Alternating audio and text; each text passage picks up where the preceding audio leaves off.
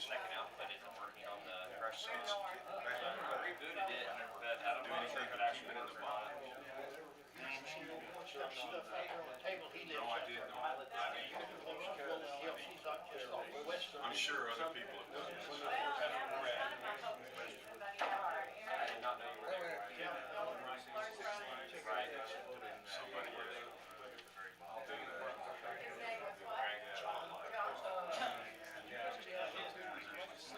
Call sign. Me and you, Yaski Douglas. He'll tell you that probably.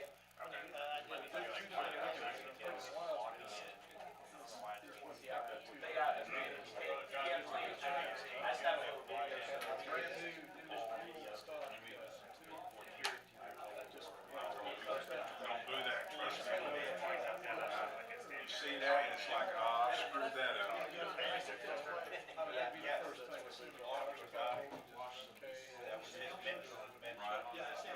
I didn't think about doing that, I just didn't get around to it. I mean, I'm not using it.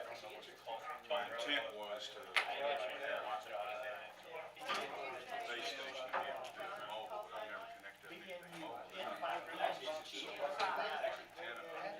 I'll just take a tripod and just stick this thing up there. Oh, okay, the prefix, that's the suffix. But I never got around to that because we got my antennas, so it's just sitting in the box. But it's, you know, it's ridiculous to have something that precise and that expensive. That makes sense. I don't understand what the power is. No, exactly, yeah. It's like it's not lost if it's still in the house, so, yeah. Yeah, it's just, That would be a different one. It wasn't really in the, I wouldn't even deliver. you didn't, make a certain meeting. No, I was going to go, and I never said it. It's always the last Thursday, but you gotta make sure it's the last. Well, I got online like you did last time, and my problem is, y'all, I'm still working. I go to bed at 9 o'clock, I get up at 4:30 to get to work, you know, so I really can't go down there and spend as much as I want right now, spend 2.5 hours and then try to come up with a radio. So the fact they had it online, it made it a whole lot easier. KC basically took over the whole meeting last night, I don't think Max was even there, and they did a lot of discussion, and then I think they had some new people that they did some lifting techniques and dragging techniques. Yeah, and then Casey was talking about how to have completely Sabbath classes to help accommodate people who can't come at times. And I'm trying to do the next academy totally on Saturday.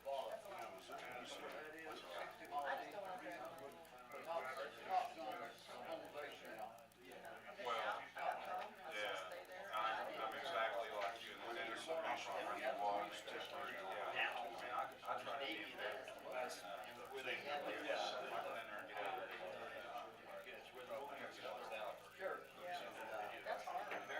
One more year though, end of next year.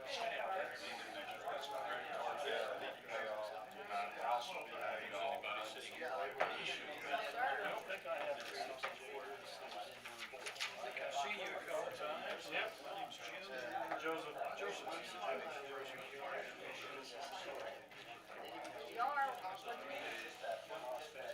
Tell me your first name. Yeah, let's get some more. Speaking of Marcy, she's been busy. I haven't, Oh, yeah. I missed some meetings myself. So I don't know, I have no idea what her schedule is. Just haven't seen her much. Yeah, but see, you know, she tries to. Daniel.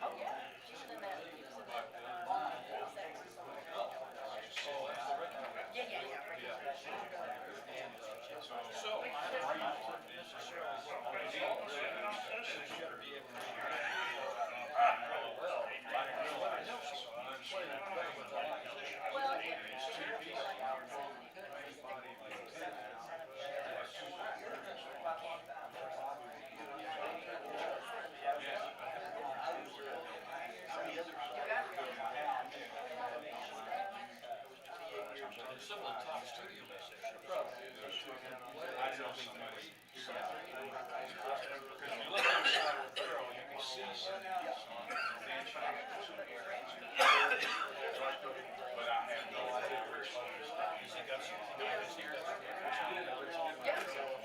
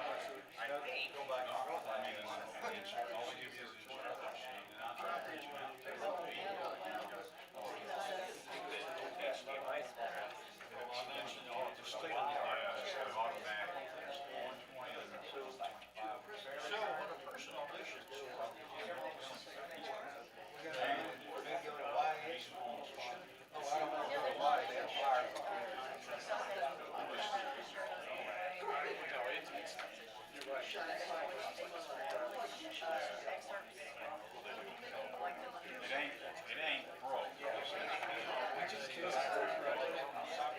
Thanks, y'all. Now, last time they did.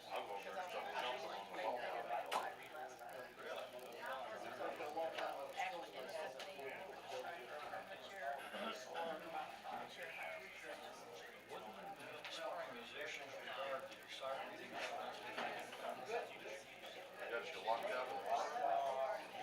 No, I think their HDMI splitter is broke. They get something spelled like Marvin. Oh, I can figure it out.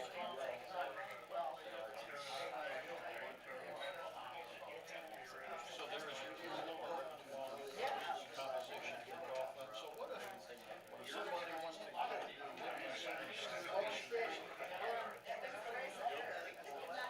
well, yeah, but is it permissible? Yeah. New bridge rotors.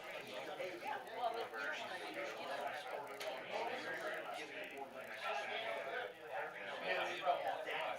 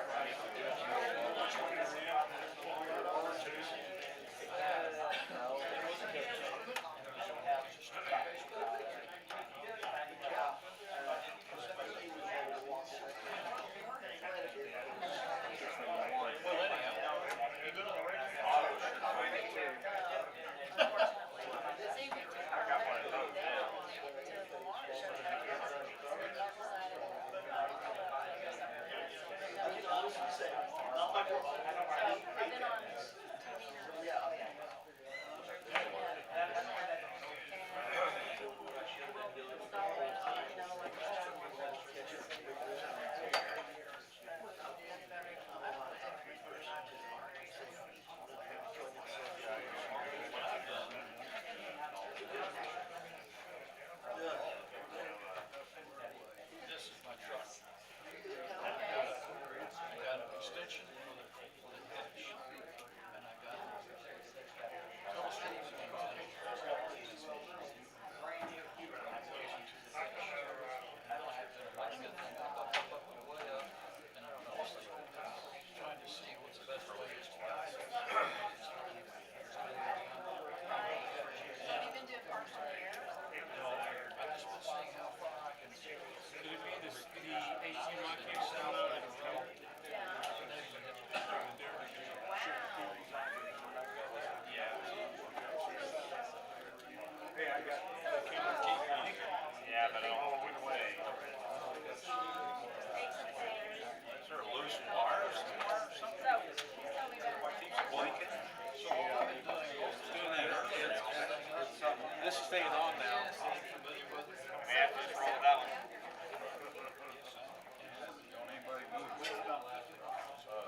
used to be the slave to that. Yeah. I think there's an HDMI splitter. What are those? Yeah. It's got three lights on it, like an input and the two outputs. And, the input light's on, or the output light's on, the second output light is just. It's acting like something's wrong with it. See, that was just staying on either.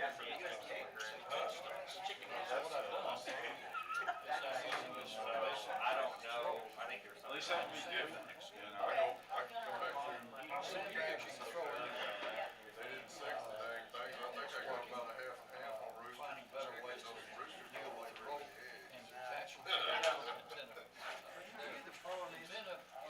No, actually, David. David is, okay.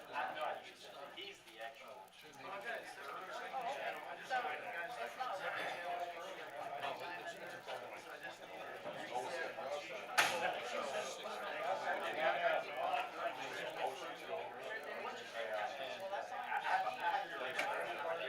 I like put her down and it's like, okay.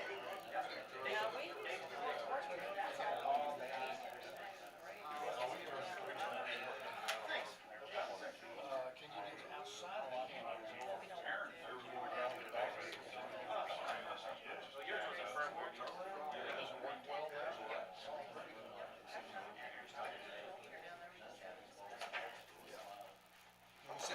Nope, sometimes, you know, radio time is not spent on the air. It's just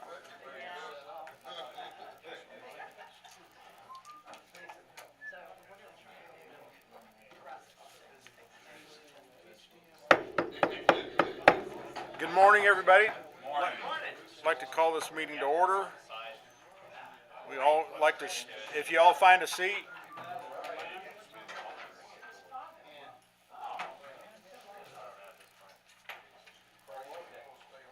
Like to start each meeting with the Pledge of Allegiance. I pledge allegiance to the flag of the United States of America and to the republic for which it stands, one nation, under God, indivisible, with liberty and justice for all. It got shorter, didn't it? It looks that way. All right, we'd like to start out with introductions. I'm KG5NWE, Mark, and we'll start here with Eric. I'm Eric, KF5BMX.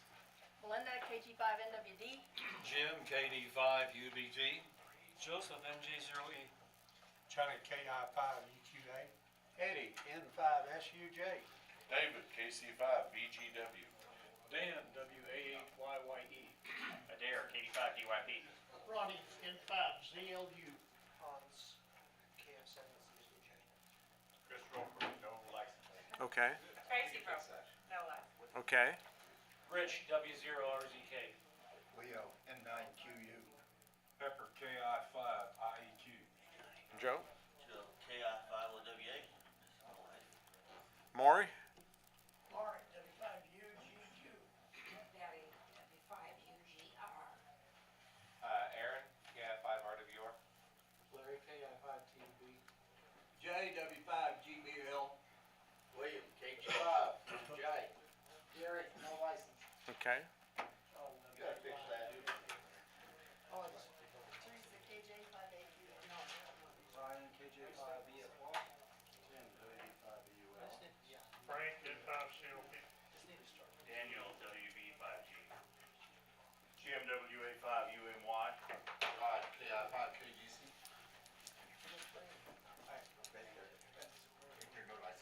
Okay, okay. And John is out in the hallway there. Kimber, Yep, N5BNU. N5BNU. Big Nancy. Okay, thank y'all for coming. We'll have testing right after the meeting today. Who's all here for testing?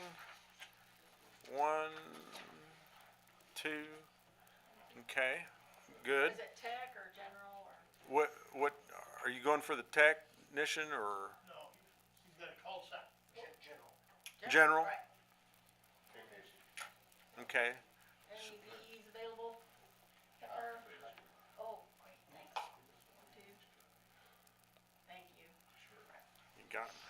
Okay. So the testing will be in the room right next door, after the meeting. And if you haven't yet, make sure you sign in on the sign-in sheet. We appreciate that. And then coffee and donuts in the back, and there's a little kitty there to help defray the cost of those. Next item is the approval of the minutes. There should be a copy in front of you in the tables. Hopefully you've looked those over. Are there any additions or corrections? I like that. Anybody see? And, Betty brought cookies last week, Okay. so that wasn't on there. Oh, do I need to put that on there? Yeah. Okay.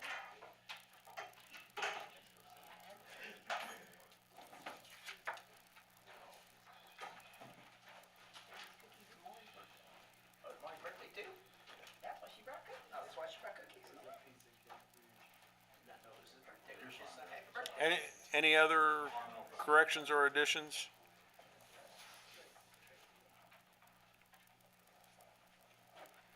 Then no further corrections, then I'd like to entertain a motion to, okay, Joseph? Second. And Pepper second. All those in favor say aye. Aye. Opposed, motion carried. Financial report, Adair.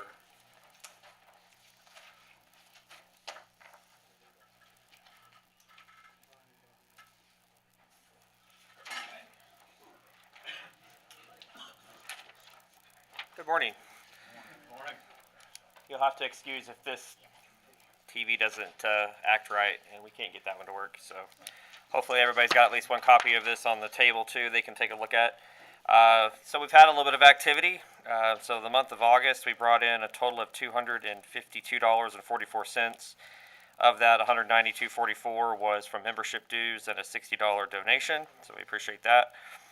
Kind of had some big expenses in August. We had $1,987.90 on repeater maintenance that I'll let Dan talk about here in a little bit. And we had our club liability insurance for $200 that was due as well. So we spent $2,187.90 for the month of August. So far in September, we have had a little bit of membership income of $28.46 so far. One member renewed, and basically leaving us with some bank balances of $5,601.58 in the checking, and the CDs are unchanged, $185 in cash, $12,071.33 total money is available. Any questions or comments about anything on the report? We are down membership count-wise to 88 active members. There was a bunch of people that expired in June, July, and I went ahead and set those members as inactive on the roster.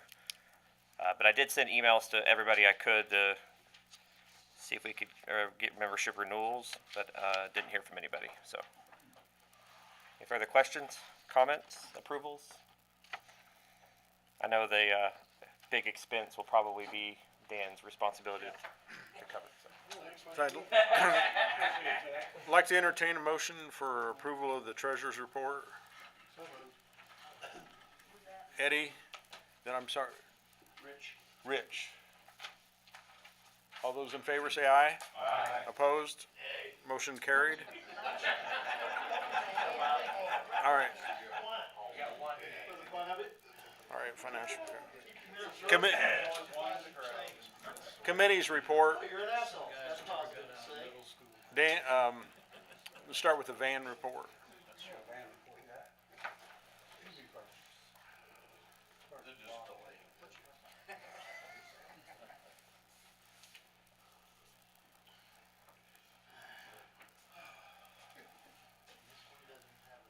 Okay, on the van, we got the brakes done. Can't remember if it was that next day or that following week, but we got the brakes done on the van. New bearings, rotors, brake lines. Took the van for a test drive, drove beautifully. The brakes are not pulling, and big thanks to Aaron for helping out with that. Yeah, couldn't have done it without you. So, the next plan on the van is planning next weekend over at the spot where I'll have the van back over there. what is that, Dixie Street and, yeah, Dixie and Plains at, behind the Security Specialist Building, or Allstate Security, would be doing the vinyl on the van.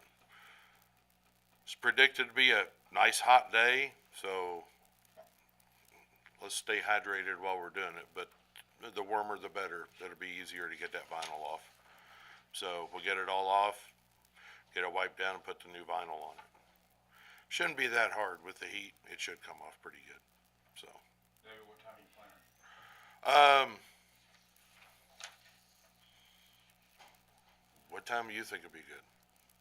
If you want it hot, it's gonna be in the afternoon. Right. Well, it's already gonna be, sun's already gonna be beating down on it. Yeah. Park the van in the angle where the sun, or park the van in the angle where the sun hits it, you know, that should help. Well, the morning sun's gonna be hitting one side, and then the afternoon sun's gonna be hitting the other side, so I'd say 11 o'clock. So, other than that, that's about it. Any kind of questions or anything? All right. Thank you. All right, thank you, David. Next thing, Eric, contesting.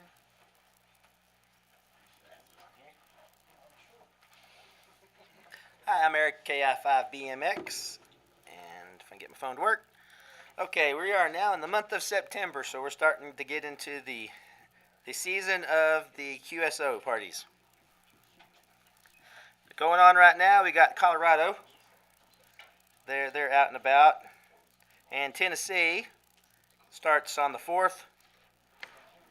Then going on down the list, starting to, anybody have an Earth, Moon, Earth? Because we got that going on. The ARL is going on. That's coming up on September 9th. Alabama, September 9th. Then we move into Iowa and Texas on the 16th, and the ARL has their 10 gigahertz and up contest if anybody has stuff for that. Let me see. Maine comes up on September 23rd. And then that's pretty much all I see. Anybody have anything else they want to mention? Nope. Okay. Short and sweet. Thank you, Eric. And then, emergency communications, Tim, do you have? Okay.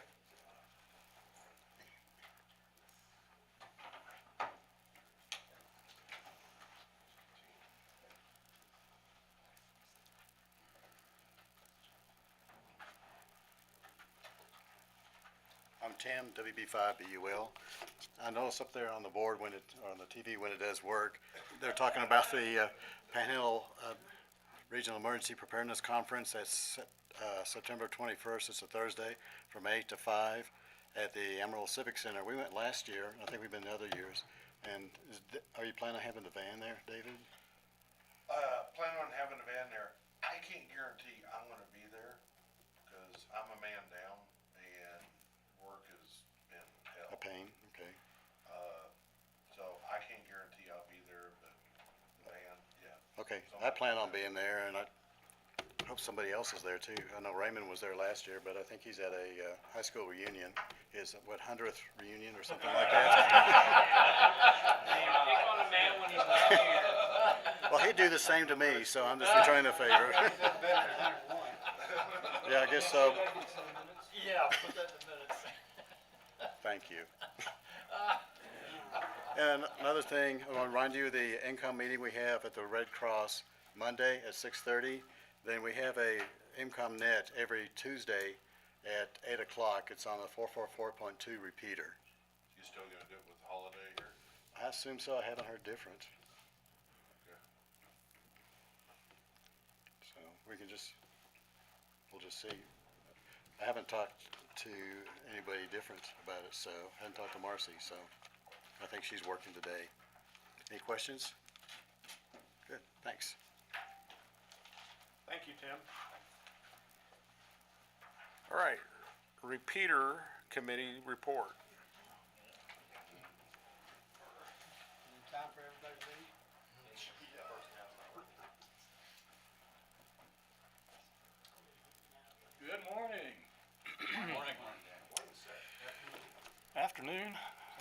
sooner or later. We had a busy month in August as far as repeaters are concerned. First of all, let me get the easy ones out of the way. The 2 West repeaters, the 444.475 Wires X repeaters in good shape, as far as I know, working great, no issues. The West VHF machine, the 147.340, still is suffering from an intermittent noise issue. We had to use it, I think it was along about the 19th for the morning 2-meter net because the other repeater was down. We'll get to that in a second. And the interference on it was absolutely terrible. And that is on our list, on the committee's list, sometime in the near future. We're going to hit it again, see if we can improve that. But for now, it works sometimes. So, anyhow, getting to the North machine, the 146.94 machine. On Saturday the 12th, 5 of us met at the site at 9 o'clock in the morning. It was myself, David, KC5VGW, Mike, W5MHE, Eric, KI5BMX, Aaron, KI5RWR. And we mowed and trimmed the site around the KVII transmitter building. Got that in really good shape. We hadn't been out there since March and couldn't get out there because the rains that we had, a few months back washed out a part of the road. I kind of took that on as a challenge, but they wouldn't let me try it anyhow. But anyhow, got that done. David and I had planned to test the repeater to make sure that it was still in spec. So after we mowed, we went in and hooked up some test equipment, started to test. We found that the output power from the repeater was down just a little bit. Normally we get about 35 watts out of the duplexer. Excuse me. Power was down to a little bit under 30, so we thought, okay, let's tweak the duplexer a little bit, see if we can bring it up. No good. It just got worse from there. As David attempted to adjust the repeater, wattage kept dropping, adjust the duplexers. And the adjustments eventually ceased to where one or more couldn't be turned at all.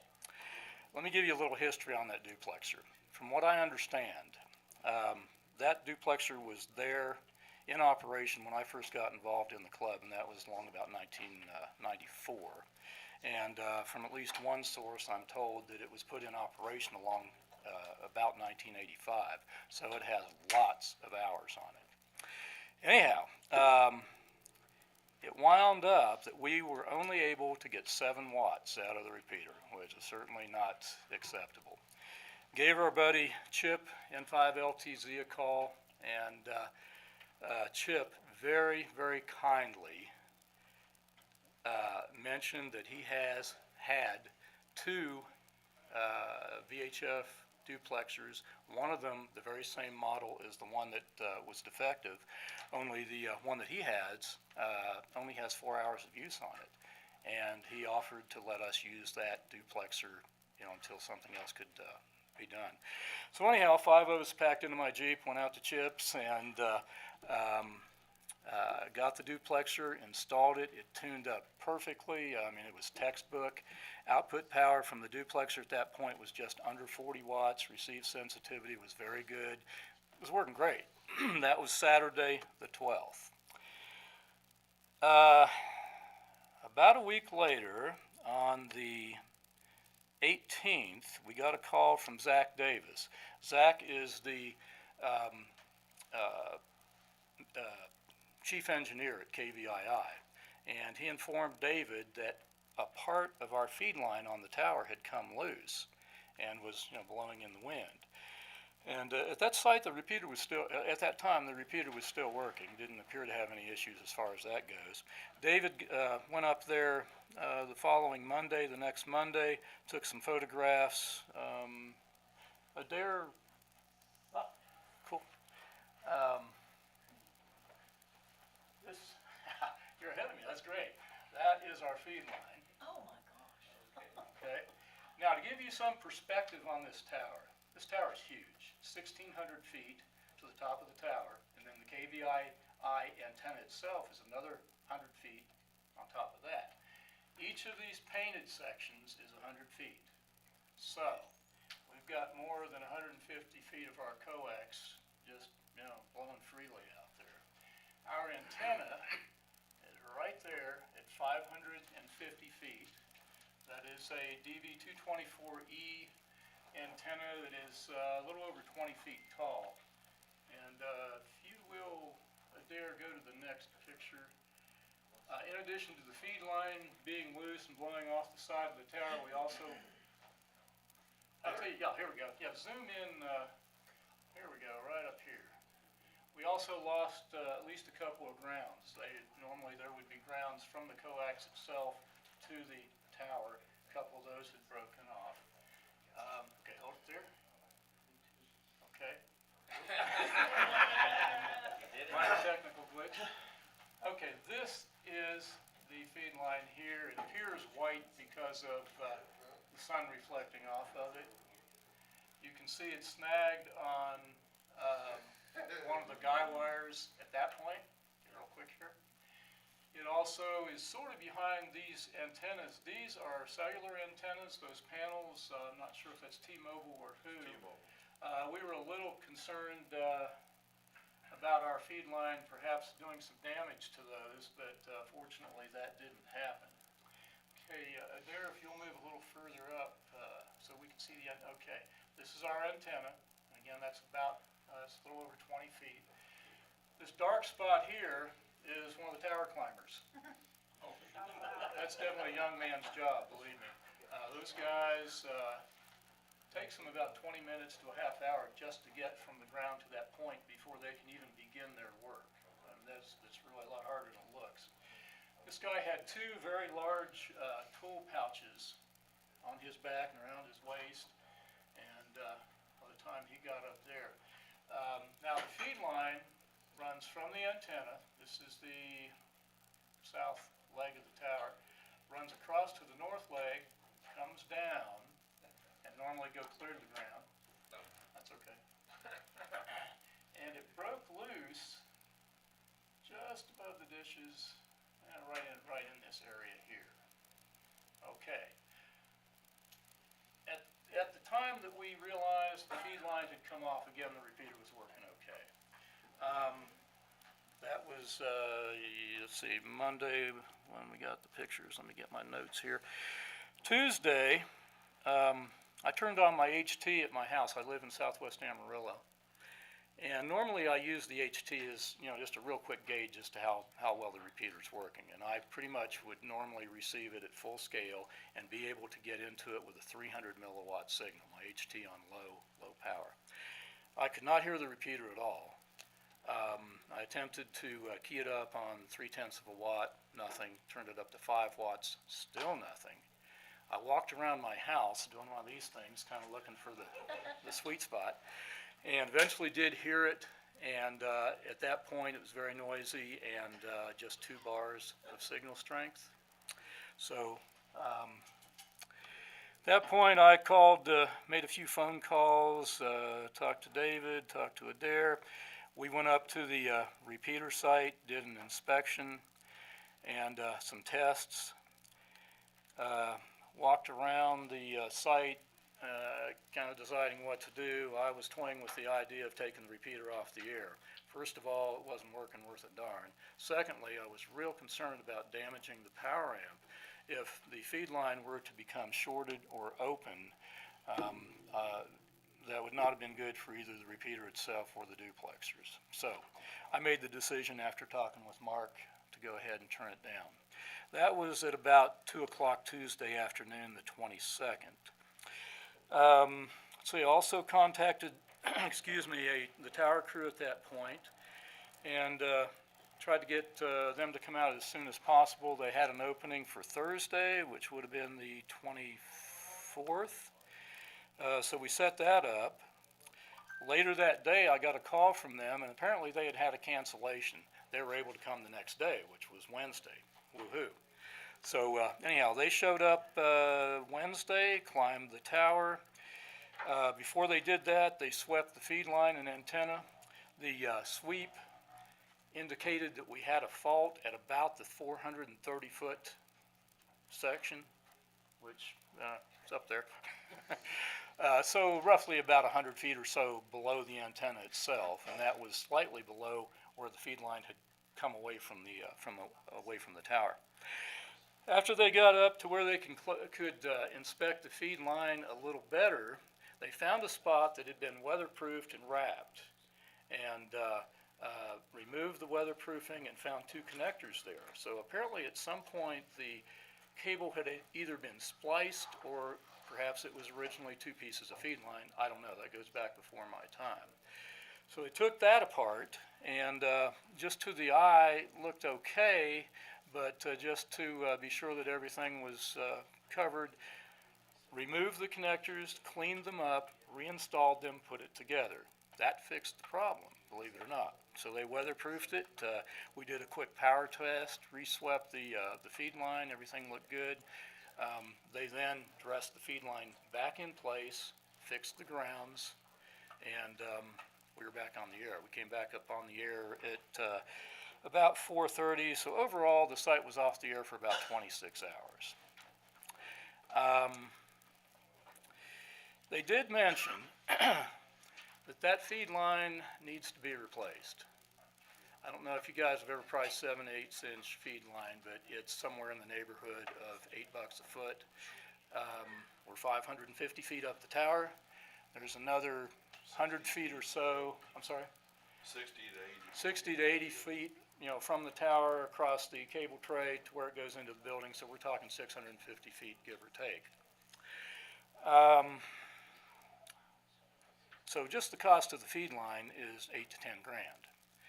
It has to be done at some point, not right now, but my advice is within the next, say, 8 to 10 months, we need to perhaps, talk about some sort of a special event or whatever to raise some money. Because sooner or later, that has to be done. I don't know what the labor is, I will find out, but we're probably talking $5 grand for labor on that. So, and we have some other options. I'm not going to get into any of those details right now. This is, we don't have enough time for it. I'm sorry? $10 million in insurance. Yeah, that was another thing. Adair has done a lot to help the club. And he was willing to send one of his crews up. But KVII has a hard and fast stipulation, and that is if you don't have a $10 million insurance or whatever bond thingy on for your tower crews, you don't get anywhere near the tower. And so that's why we had to call Comtech, a local tower crew here, and they were recommended by KVII, and they did a good job for us. So anyhow, down the line, this is something that needs to be discussed, but I'm not going to get any deeper into that today. As Adair mentioned in his report, we paid $1,900 and whatever dollars, just under $2,000 is what it cost us to have that repaired. I'm hoping that it'll last us 8 or 10 months, if not longer, but we don't really want to wait too long. That repeater serves basically the entire Texas Panhandle. It's used by storm spotters. It can be used for emergency communications. Right now it's working great, and to ensure that it continues to work great, we're going to have to spend some money. I guess that's about all I've got. I just want to mention the folks that helped out. This was a team effort. David, KC5VGW, Mike, W5MHE, Eric, KI5BMX, Aaron, KI5RWR, Scott, KG5ZES was a big help in getting the word out before we took the repeater off the air. Stuart, W5SWS, and White Deer was always there to do on-the-air tests for us when we brought it up and did our testing. By the way, when we brought the repeater back up the first time, this was after replacing the duplexer and before the cable issue, he heard what we were doing and came in with a signal report from White Deer on 4 watts with full quieting, which, well, it was pretty good. And likewise, we had a really good signal back to him. And I got a similar report after all this other work was done as well. So, also Adair, don't want to forget about Adair, and Corey KD5 are okay. So, that's about all I've got unless somebody has questions. I was gonna say for about 30 seconds, I had the most, or I had, my handy-talkie had the best range in the Panhandle, because I was hooked up directly to the antenna. Yeah, that works really well. How much money have we spent, say, the past couple of decades on that? Oh, boy. All right, we put the new antenna up, I think it was a year ago this past January. That was, as I recall, $1,200 for the antenna. And I think that the Panhandle Regional Planning Commission paid the labor on that because they had a tower crew already on the tower. So we lucked out. And a lot of people have helped us throughout the years. I'm just not, I mean, if you've only spent that much money, it's not that much. Well, right, the repeaters were replaced a few years ago. We got a smoking deal from Yaesu on the repeaters. It was like $500, and that was a special deal to amateur radio clubs. We bought 3 at that point. So, Now, the feed line, that was a PRPC's. yeah, I need to mention that. That feed line, They lifted up for us. they donated, back when we put the new antenna up, KVII was cleaning all the unused old stuff off of their tower in preparation for a big remodel, in preparation for their new digital transmitter, which is pretty cool, by the way. And Panhandle Regional Planning Commission offered us the use of actually 2 feed lines. The first one was at 675 feet up and was 1.25 inches. That was really a nice spot. Anyhow, the tower crew back then mounted the antenna, hooked everything up, and it didn't work worth a darn. Turned out the feed line was defective. So at that point, we had to move. Yeah, so at that point, we had to move back down to the 550-foot spot and use the 7/8 inch feed line, which is what's in use now. Okay? Maybe we can talk to some of those people, maybe PRPC. Well, I don't know, whatever. Well, they're not on there anymore. Yeah, They moved everything off to their own stuff. so, yeah, thanks. Dan, thank you very much, and all the people that got on it and took care of the situation. Appreciate everybody that chipped in.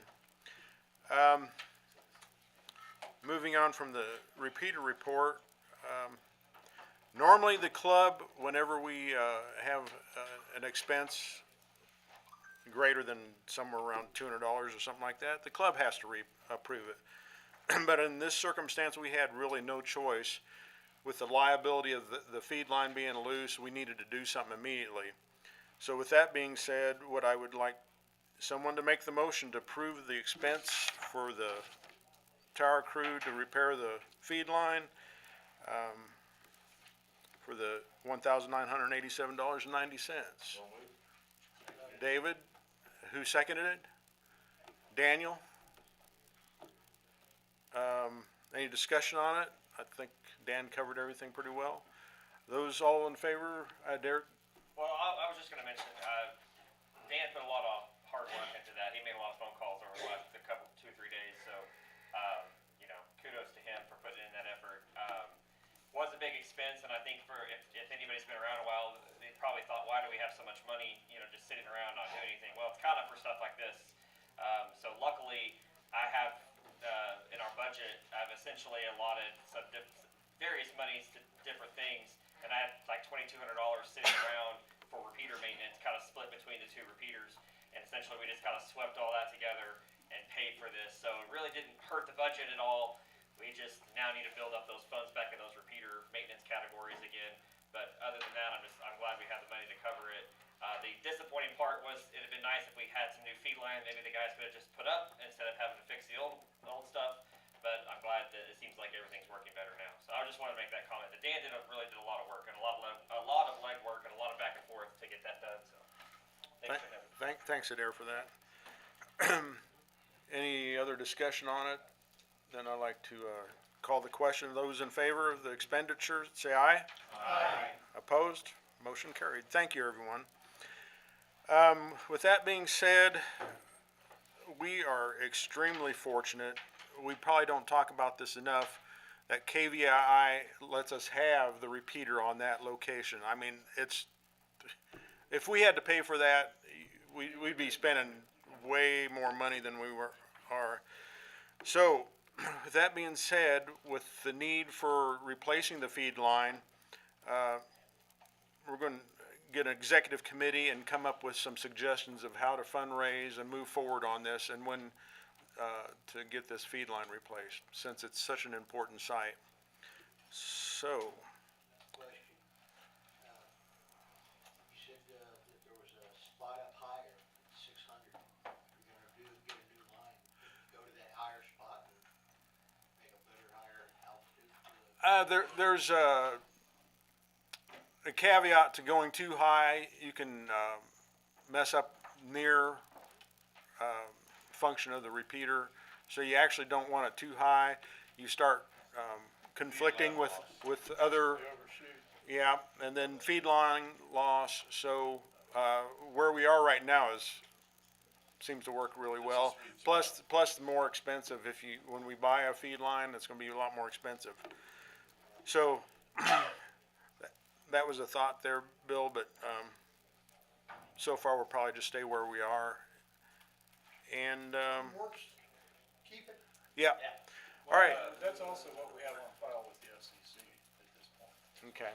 Well, and alternatively, I believe that basically the site at that level is essentially gone now that the antenna and feed line's been removed from the tower. So it's not really ours to lease anymore. So. Yeah, so we'll keep communications and keep your ears open to what we try and decide to do to move forward on this, because it's definitely something we need to do since we do have the site on the tower. We need to go ahead there. I will say one thing. I'm hoping there's a little bit of light at the end of the tunnel, maybe for the possibility of letting us. My guys do tower work on the tower. Zach is checking into a few things because the $10 million liability policy that's needed seems a little excessive to me, but that's a corporate thing. But that said, I did talk to Zach about seeing if there was any exceptions depending on the kind of work that we were doing. So I'm actually hoping when it comes around, if it's time to do it, that maybe we can actually not have to pay so much, or if anything, for labor. So Okay, awesome. I'm kind of massaging that on that side to see Okay. if I can push him to ask some questions. So Appreciate that. We'll keep that option open. Okay, Excuse me, on the cost of the line, something for the executive team to look at is also reaching out to the counties and TDM, because since it is kind of using for emergency communications, you might be able to get a little bit out of their coffers to help defray the cost as well. okay, that's a excellent suggestion. Tim can talk to his buddy in TDM. Okay. All right, moving on, upcoming events. We already mentioned Tim mentioned the Panhandle Regional Planning Commission Prep Conference, September 21st. You can sign up for that online still, is that correct? Okay. Registration is now open, linked on the website. Donuts and coffee and a lunch is included in the $25 cost for signing up for that. And then the other upcoming event is Route 66 on the Air, September 9th through the 17th. Ramona and family, who runs the motel out at Adrian, has also again offered a room in their fabulous 40s motel in Adrian. So if somebody wants to go out there and operate on the midpoint of the Route 66, that's always a fun thing to do. And then just a reminder, let's see. Daniel, are you ready to discuss? I can. Yep, let's go ahead and do that next. I have to do it TV-less. yeah, I don't know what's going on with it. I've got slides on my phone. You just read it to us. I think you got the information. You can hold this little mini iPad up. That's fine. So Route 66 on the Air is a special event special event that commemorates the Route 66 highway. It's the anniversary again, and there are about 22 different stations from one end to the other of Route 66. We're pretty close to the middle. We historically run W6I, so W6A through about W6V is the all the different stations. And so we run for our club W6I, and this is one of the special event stations that you don't have to go anywhere for. Sometimes we go to like the War Memorial Park here in town. Sometimes we do parks on the air kind of stuff. You can do this from your house with your home station. So that's kind of exciting. Let's see, I got my slides here to make sure we're not missing any details. The event starts on September 9th at 0 Zulu. So that's, you know, the 8th, the evening of the 8th for us. And then it runs to September 17th. So it's a week long plus both weekends. And let's see here. They have some suggested frequencies for us to use. Those are only suggestions. You don't have to use those. Every single station is going to try to use those stations or those frequencies. They're all kind of cute. They all end in 66. That's why they're trying to suggest us to be somewhere around those frequencies. But no big deal if you're not. I do want this year is a little different. Because we're trying to keep our club numbers up. We want to make sure that you're a club member if you're activating as W6I, since it's sponsored by the club. And then keeping a log. It's a pretty simple kind of log.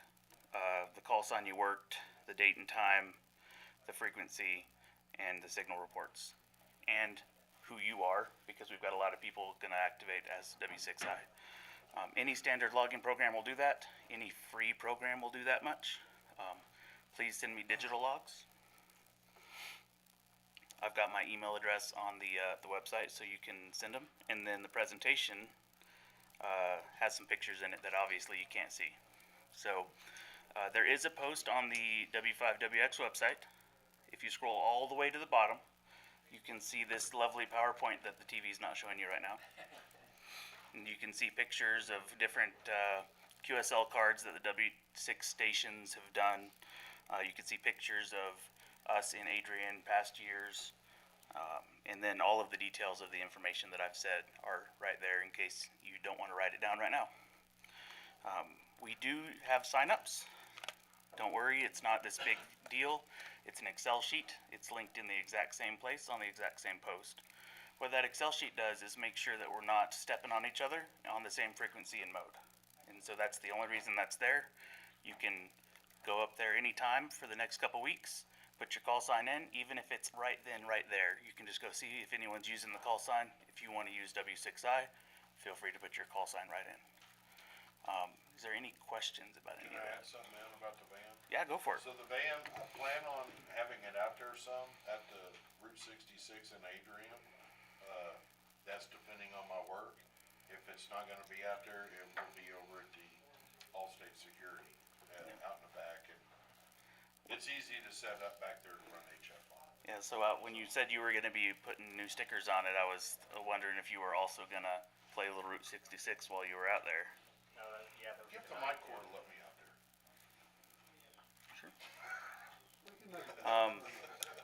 This is starting to become a common thing for me. I always get sent out of town for work during Route 66, so I'll be out of town. I will have my phone with me, so outside of business hours, I can email you back if you email me. That's no big deal. Melinda is going to plan on going out to Adrian at some point during the week, and the van may go out to Adrian at some point in the week. I think both of those are going to be coordinated over Slack. Is that correct? And if it does, it'll probably be over the last weekend. Okay, cool. But I'm gonna do everything I can to have it out there, but that depends on. Yep. This probably goes without saying, W6I does not have any privileges. So you have to operate under your own privileges of your own call sign. If there's a control operator there, that's an extra. You can work under that control operator's call sign, or privileges, I should say, when working W6I. Is there anything else I'm missing? And I will say that Ramona does know that we are coming, so if you just say that you're with the Panhandle Amateur Radio Club, she'll show you the room that we have set up for bathroom breaks, air conditioning. Yep. And then, the field where you can set up, is just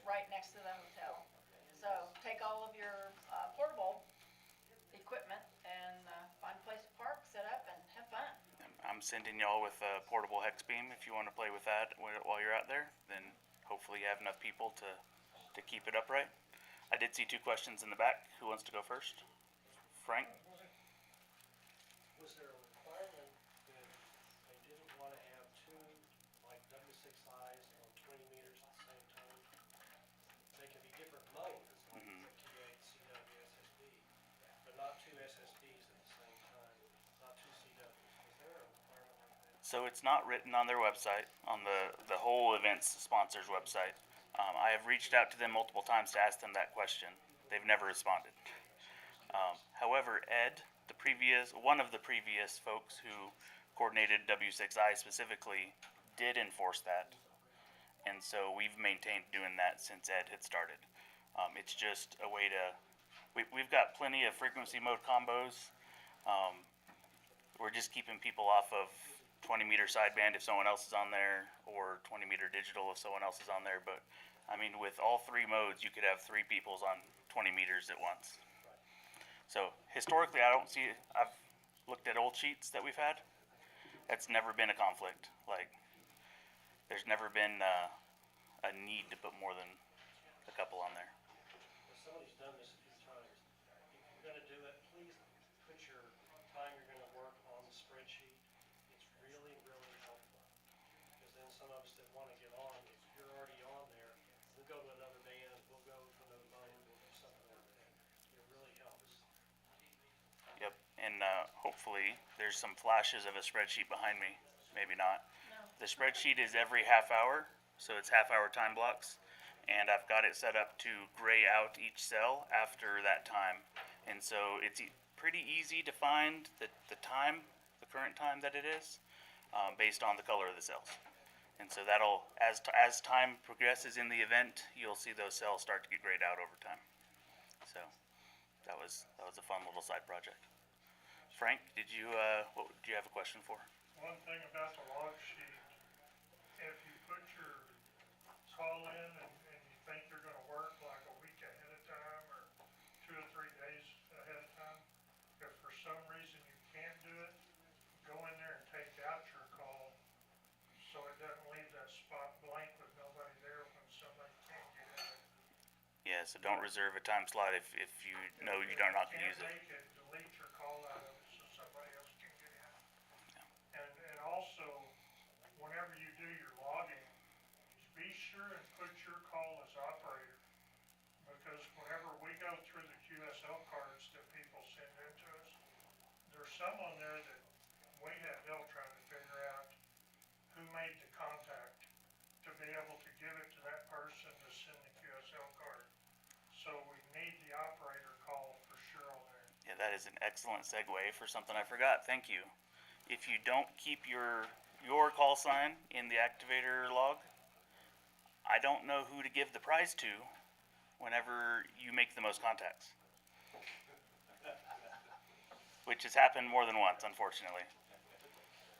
So if you want to be competitive, make sure your call sign's in there. And if you don't, then still keep your call sign in there. So at the end of the event, I receive a ton of QSL cards. We have a W6I specific QSL card that we send back. I will hand out those QSL cards and the ones I receive for whoever makes contacts to reply to with. So you don't have to send postage. They will send return postage with their QSL card.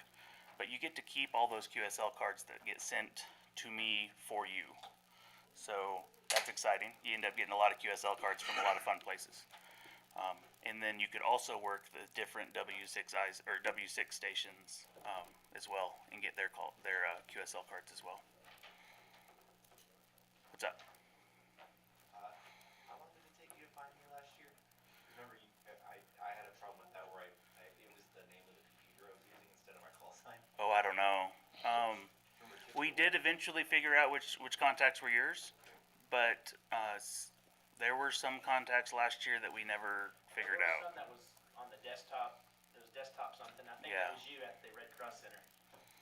You went down to Red Cross. Yeah, but It just defaulted to that. just make sure you keep your call sign in there. What's up?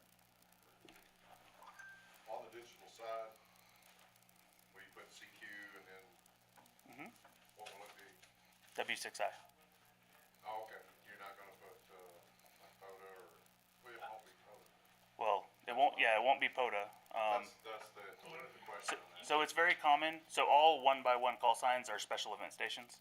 And so if you call out on FT8 or any other digital mode, CQW6I, people may not even know that it's Route 66, but they're going to see a 1x1 and they're all going to dogpile on you. And so having that 1x1 call sign really helps just get a lot of people contacting you. And so it's really fun. If you've never been on the receiving end of a pileup, it's exciting. This is a really easy chance to do it. And I recommend anyone who wants to do it, by all means, go for it. If you have any if you're hesitant about it because you've never been on the receiving end of a pileup, there are plenty of operators who have previously worked W6I, if you guys will raise your hands. That if you want to work with some of them to kind of get the feel on how to work a pileup, each one of these folks will help you out. Unfortunately, I will not because I'm not in town. I'm sorry. But next year I'm just going to take vacation and take it. And if you have trouble with pilots, have a buddy log for you. Yep. While you're on the radio, have them log for you. That's what we do quite a bit with POTA when there's big pileups and with W6I, and it makes it go so much faster. Yeah, there's a lot of times that Frank and I will log for each other so that we can focus on the radio. So. And don't get frustrated and listen for the last three, call back, and then they'll come back with a whole one. It's a fun skill to learn. You had another comment? Skills, everybody thinks income is important and all that. It helps if you can talk on microphone. This helps you, get you over that issue. It does. So this is a really good way to do it, get your skills up, without a lot of pressure. One thing I was gonna mention, last 2 years, we've been able to make contacts on 10, 15, 20 real easy. But we left out 40 a lot of times, 40 side pay, and we would get calls saying, when you guys gonna operate 40 side pay, or when you gonna operate 80? Yep. We got a lot of calls, oh, when you gonna operate 80? Because a lot of people get Amarillo, but they want 80 somehow, some way. Yep. So be aware of 40 meters, and don't forget that, because 40 is how you're gonna get most of South Texas, Oklahoma, New Mexico, Colorado, Kansas, and those guys are wanting the W6I call. Yeah, it's real difficult for like Lubbock and Odessa to get W6I because we're shooting over their heads all the time. That's right. So we either got to be 40 or 80, one of the two. I don't have much of an 80 meter antenna, but I can do 40. A couple places, so just kind of look at the sign-up sheet. If you do 40 and you get on sometimes, it'll be crowded, it'll be noisy. Take a Tylenol and just hang in. Yeah. Historically, W6I doesn't pull in as many contacts as the rest of the stations, and I'm really looking forward to this year being competitive with the rest of the W6 stations. So thank you guys for working W6I. Oh, I got one more thing. Yep. You know, there's a lot of hurricanes this time of year, and they will sometimes have the hurricane watch on a frequency that's really close to what Route 66 has said they're going to use. So just make sure that there's no hurricane net on your frequency before you start Yeah. operating. Anybody that thinks hurricanewatchersnet.net or hurricane, Yeah, that you just Google hurricane net and it's there. Yeah. that's true for Yeah, that's true general for everything. general but- HF practices. Yeah, yeah. Isn't 6 meters another one that's good for close in? It depends on the openings. Depends on what? It depends on the band. Sometimes it's really good for far away. Sometimes it's only good for close. Yeah, that's why they call it the magic band, unfortunately. But we've got a 6 meter sign up in there as well. So if you want to work 6 meters, by all means. And we have to have a 6 meter guru reader. Yeah. What about grid squares? Use the one for Adrian and use one in Amarillo under the call sign. I'm not requiring recording the grid squares. That got too complicated for some people, and so I didn't get good data on that. I just need bare minimum. Did you make a contact? Yes or no? Well, I think he's probably referring to 6 meters, which would typically use the grid square. I don't think we're probably gonna have an opening, so Yeah. it's probably not a big deal, but if you do, use the grid square you're in. It's true. We don't have a grid square blank on the QSL card. Right. And we're not very rare grids. So they won't be chasing you for the grid, they'll be chasing you because you're a 1x1. Correct. Yeah. Lakers wouldn't be in a Delta Bike 95. That's true, but it is not a rare grid. There's enough people that drive through there that it's not a desired 6-meter grid. But any other questions about Route 66 specifically? There's a lot of opportunities. There's a lot of folks working at their house. I'll be working at my house the very first day. There's some folks going to Adrian to recap that. The van may or may not. Please look at Slack. My email address is on that post. It's wv5g@aarl.net. It's pretty easy. It's my call sign. So yeah, hope to hear you guys on the air. Hope we make a lot of contacts. Thank you guys. Thanks, Daniel. Thanks, Daniel, for organizing Route 66. That's a little bit more involved than what some people realize, so I sure appreciate you doing that. Let's see. Program without video, we're not going to be able I just to do got that. one little thing to say after that. Okay. This is like something I came across, which is, I thought it was kind of important. It's more legal stuff, because, you know, we always have the government. How many of y'all live in an HOA? There's really not a big deal in Amarillo, Texas, but there's big in other places. Well, this comes up every once in a while, but this actually has a couple of sponsors, and it's more bipartisan. But essentially, this bill that's in Congress now by Bill Johnson, Congressman Johnson introduced it. Essentially says HOAs, you have no jurisdiction over amateur radio. They have little jurisdiction over what it looks like if you have stuff in your backyard. But essentially, you can have whatever long wire you want to do whatever you need to do. You can have up to a 40-foot antenna. You know, you have to follow city rules, but Texas really isn't that big a deal on that. But this is actually it's a pretty big, this comes up a lot, and there's some congressman in Florida who would always kill it. He's a big pro HOA guy, but he's no longer in Congress. So this actually has a decent chance of passing, and I hope it does, because that's good for us. When that gets closer, I'll bring some more information about your congressman. There's something I found out a couple years ago living down in Killeen. My wife and I were looking to buy a house. We got it. It's impossible. Well, no, we found one, but we were looking at a house that was in a subdivision in HOA. And I asked to see the HOA documents. Because that's, I'm a ham operator. Is this a HOA? Yep. Okay, can I see your HOA documents? And I looked at their antenna ordinance, and it was written into it. And when you see an HOA document, you need to pay attention, because the lawyer that wrote this document said any antenna that receives or transmits is not allowed. But you can have a satellite dish. Because that's federal law. FCC. But when he wrote it, he said any antenna that receives or transmits, not any amateur radio antenna, just any antenna. And a satellite receiver is an antenna. And I went to the salesperson, I said, look, you need to contact your lawyer and tell him to fix this, because he's saying in one sentence that it ain't allowed, or that it's allowed, and then another sentence that's not allowed, and federal law says you have to at least be able to receive. Well, FCC makes exceptions every once in a while. They make exception for the small dish rule back when DirecTV came out. They've made exceptions for Adair stuff, but the HOAs fight it because they don't want a 40-foot tower in their backyard. The problem is this person clearly, this person who wrote this, they really understand amateur radio, because in there's all kinds of exceptions for, flagpole antennas. They specifically put in their long wire. There is some normal exceptions, like you can't have in your front yard, HOAs. And if you have like guide wires, those can be required to be made pretty. the block around the guy wire, not the actual guy wire itself. But yeah, I just found this interesting because it has a decent chance of passing. Because as of right now, there's no really big opposition to it.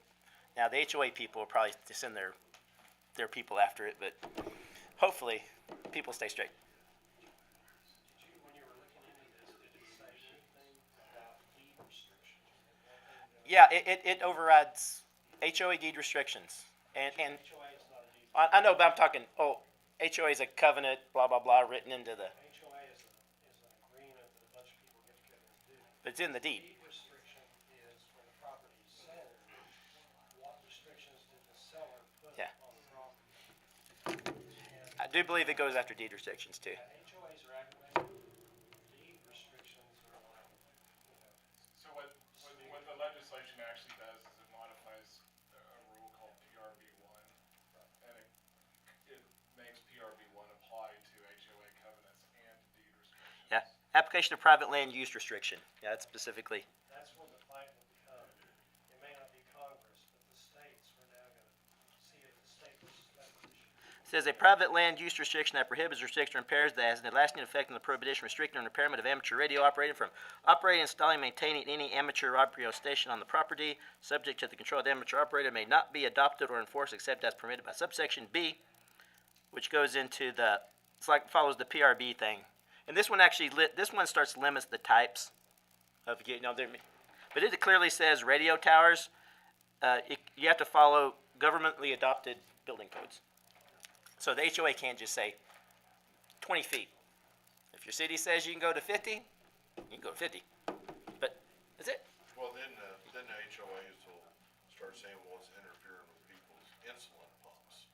That's the one guy. And then the FTC says, according to the, the equipment's supposed to accept and take That's any. right. So that insulin pump lady, FCC Rule 15. you have to accept it. Sorry. Hey.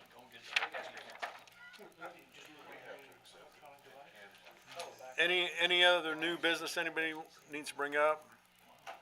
For those of y'all that don't know me, I'm Jim WA5UMY, and, back in the '70s, I was the president of this club, a long time ago. And last week I got a phone call that you don't generally like to get. I looked at it my phone, and it was from Gerald Reed. And the person that talked was his wife Jeanette. Gerald died. If you don't know Gerald, he used to be W5GII, and he wound up being W5ZIP. I mention him because Tim and I are of the same age where he was kind of a mentor, support person. And Jeanette has asked me to come and inventory his gear, and I want to let everybody know that because if you're looking for something specific, we will, once she approves pricing and things like that, I hope to have a list that people can pick from. You know, new gear is expensive, and it may find something that you can use, and I will tell you one thing, he is a hoarder. And I went, what? I don't want to do this. But it's a real loss to the ham community here in town. And at one point in history, he was a great supporter of this club. But as soon as I'm supposed to meet with her at her home and kind of lay out what she wants to do, and once I get all that done, where I can identify what equipment he has and let her get her a price range to work from, then we can kind of issue it. I know a lot of the times whenever these particular things happen, we don't know Ham's died and there's gear floating around out there. And I'm just letting everybody know that I will try to have that, and if there's a way that I can put it on Slack, I will. If not, I'll try to get a list of it available in another club meeting, but I know she probably wants to take care of that as soon as possible. Gerald was 90 when he died. So, thank you for your time. I just wanted to mention that, because it's gonna be hard for me going in that house. Thanks for that. Daryl? I know you did. I did not know him, but he had Melinda had posted and said, hey, after the funeral, was completed, that DeVio would be his son, David. Yeah. I thought, and I did that. After visiting with him, he had mentioned that, he would like to take the tower down and then have some disassembly going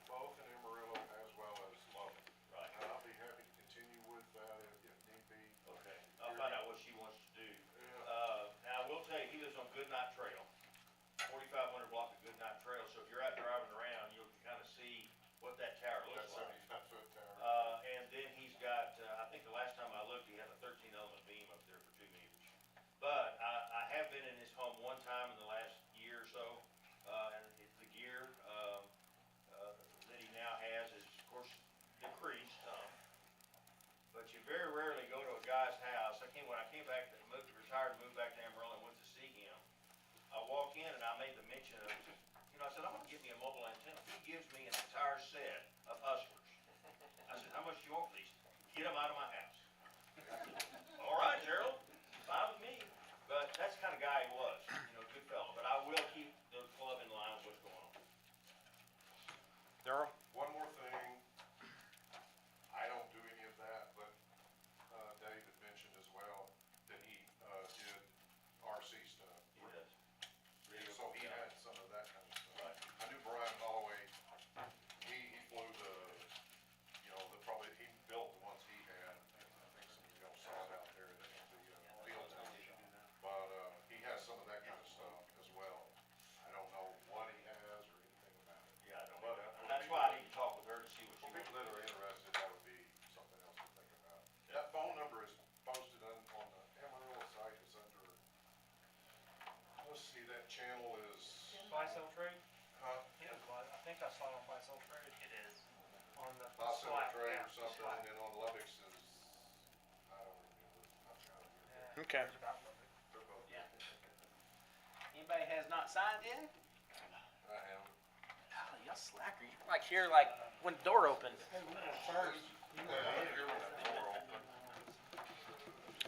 Like to go ahead and remind everybody that if you haven't renewed your membership, please get that taken care of. It helps the club maintain their repeaters and, all sorts. Say that again, David? And lets you work W6. Yeah, lets you work W6I.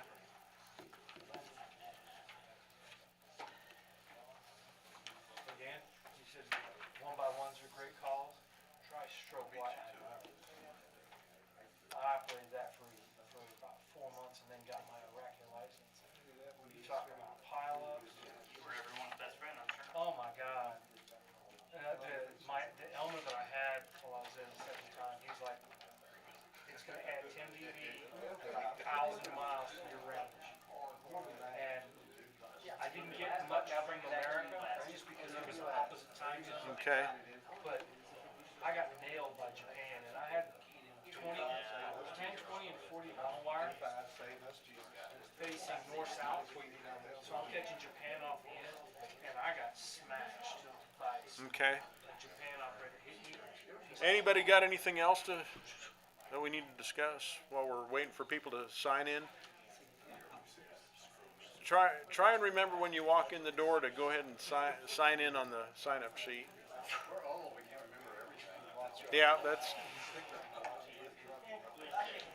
it's important to sign in because then that way we know how many members were here for the quorum sort of situation, and it documents the meetings that we need to have.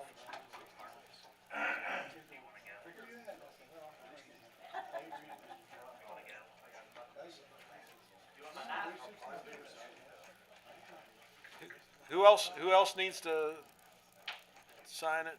Anybody else need to sign? Sign it. Okay, again, people raise their hands that are here for testing, just 1, 2, We have another one outside. okay. She's testing for hers. So you'll be following this lovely lady here up in front, Or John. my wife. She told me to say that. No, I don't. You're going home then, huh? Yeah. He's got the car keys. She's got the car keys. I don't know what he's. I think now they're going out to lunch. Oh, help you out. Anybody else? Sign Debbie? Did the Hosners get signed in? Signed in? Yeah, you're done. Have you checked for it? Okay. You said to check for it, and I picked it up, but we'll get the calendar. Eddie wants to be last. And somebody walks in.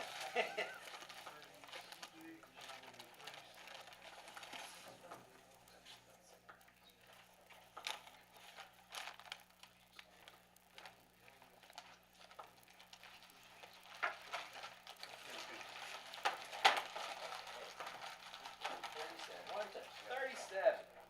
Number 37. You are expired. You wanna go and look up and see that? Oh, no. He's 37. Okay. Go to number 30, Mr. Mr. John.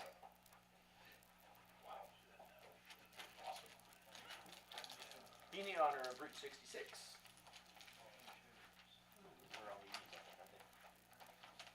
Cool, what do I get? Smiles. Well, since it's Route 66, we got a bunch of 66 paraphernalia, if you want that. You got some daughters, we got a medium and small t-shirts if you want. Got a pen, thanks. Calendars there for me. Oh, And 3 months of a calendar. 33, Mr. Tim.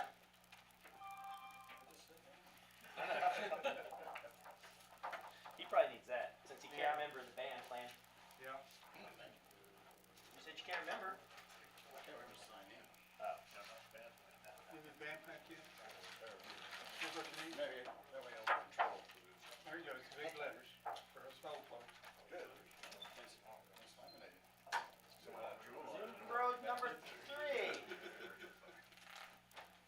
It's your lovely bride. Melinda, Oh, what?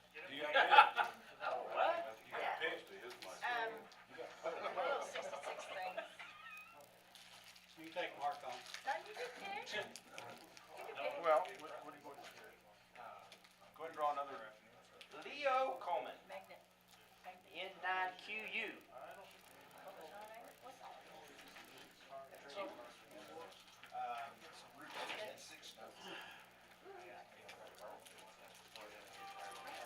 We can always give, No, I did. I'll just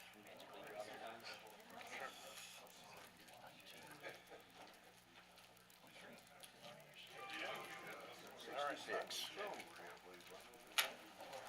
Tim again. Tim again. Mr. John Kimber. Big, nasty, and ugly.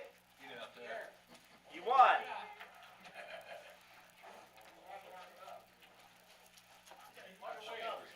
You got a pen On the calendar. or a calendar? Draw again. Draw again. I know. Pick him again. 18. That would be John Fulton. John. I gotta go buy a lottery ticket. You only get one chance. Except for Tim, he got drawn 3 times in a row. Small or medium t-shirts, Just now. 66 It's like he. and got a calendar. You don't get anything. They may have used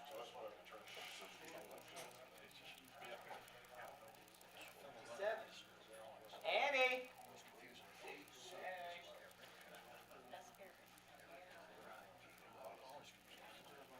Do you have a shirt? Yes, I do. I do. Does your sister have a shirt? Yes, he does. Do you need a spare? Here's some calendars, if you want a calendar. Who's You want my that? favorite animal? Yeah. What size shirt Okay. does your sister wear? Small. Which one? Like that one? Either one. I think hers is a small. There you go. Oh, thank you. Command decision.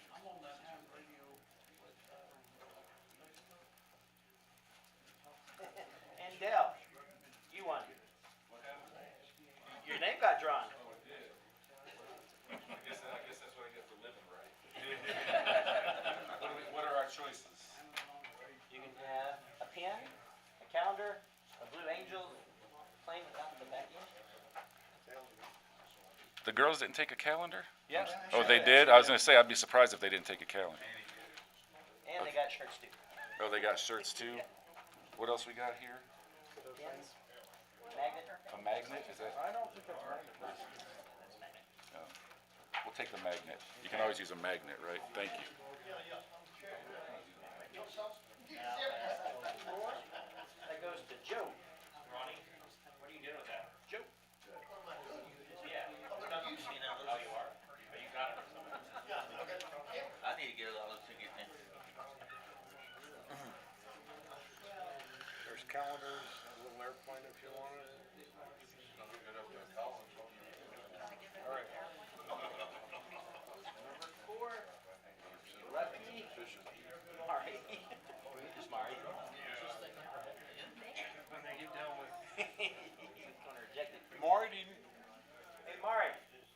on anything, calendar? Okay.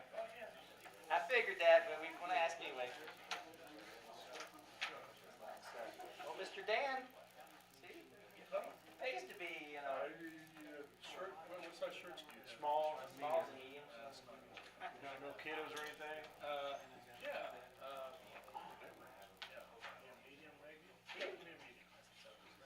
Do you need more than one in case of fighting? Well, there's only one. Okay. Close, so. All right. 15. That'd be, what's this picture doing? Who? Yeah. Okay. Hey, John, buy another ticket. It's your lucky day. Get another lottery ticket. This thing keeps picking the same people. And this is it's called random.org. No, it's a website. Run by the government. Mr. Adair. What do I get? You can get an airplane, calendar, no, they're just slow. airplane. Small or medium? Okay. This last one, you want to keep going? Jason. One more. Jason. Jay Sims, do you want a calendar or a Route 66 pen? This? Okay. Almost. That's why I never threw out the first pitch, so. Yeah, that's still. All right. That's probably good enough. Yeah. But we're losing people from giving away too much Yeah. stuff. Anybody want a calendar? Started early. I'll throw them to you. All right, next meeting is October 7th. And I'd like to entertain a motion for. So moved. Second. Who was that? Moved. Me, I moved. Okay, Joseph moved and Pepper seconded. All those in favor say aye. Aye. Opposed? Motion carried. Thanks, everybody, for coming.